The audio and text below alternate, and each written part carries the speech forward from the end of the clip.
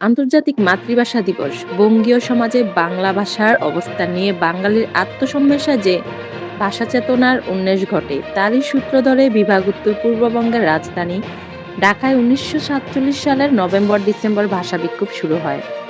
১৯৪৮ সালের মার্চে এ নিয়ে সীমিত পর্যায়ে আন্দোলন হয় এবং ১৯৫২ সালের ২১শে ফেব্রুয়ারি তার চরম প্রকাশ ঘটায়। ওই দিন সকালে ঢাকা বিশ্ববিদ্যালয়ের ছাত্ররা ১৪৪ ধারা অমান্য করে রাজপথে বেরিয়ে এলে পুলিশ তাদের উপর গুলি চালায়। এতে আবুল বরকত, আব্দুল জব্বার, আব্দুস সালাম সহ কয়েকজন ছাত্র যুবরা হতাহত হন। এই ঘটনার প্রতিবাদে ক্ষুদ্র ঢাকাবাসী ঢাকা মেডিকেল কলেজ হোস্টেলে সমাবেত হয়। নানা নির্যাতন সত্ত্বেও ছাত্রদের পাশাপাশি সাধারণ মানুষের প্রতিবাদ জানাতে পরের দিন ২২ ফেব্রুয়ারি পুনরায় রাজপথে নেমে আসে।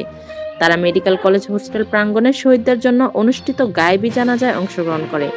ভাষা শহীদদের স্মৃতিতে অমর করে রাখার জন্য ২৩ ফেব্রুয়ারি এক রাতের মধ্যে মেডিকেল কলেজ হোস্টেল প্রাঙ্গণে গড়ে ওঠে একটি স্মৃতিস্তম্ভ, যা সরকার ২৬ ফেব্রুয়ারি গুড়িয়ে দেয়। ২১শে ফেব্রুয়ারি এই ঘটনার মধ্য দিয়ে ভাষা আন্দোলন আরও বেগবান হয়। ১৯৫৪ সালের প্রাদেশিক পরিষদ নির্বাচনে যুক্তফ্রন্ট জয়লাভ করলে ৭ মে অনুষ্ঠিত গণপরিষদের অধিবেশনে বাংলাকে পাকিস্তানের অন্যতম রাষ্ট্রভাষা হিসেবে স্বীকৃতি দেওয়া হয়। বাংলাকে পাকিস্তানের দ্বিতীয় রাষ্ট্রভাষা হিসেবে স্বীকৃতি দিয়ে সংবিধানে পরিবর্তন আনা হয় ১৯৫৬ সালের ২৯ ফেব্রুয়ারি।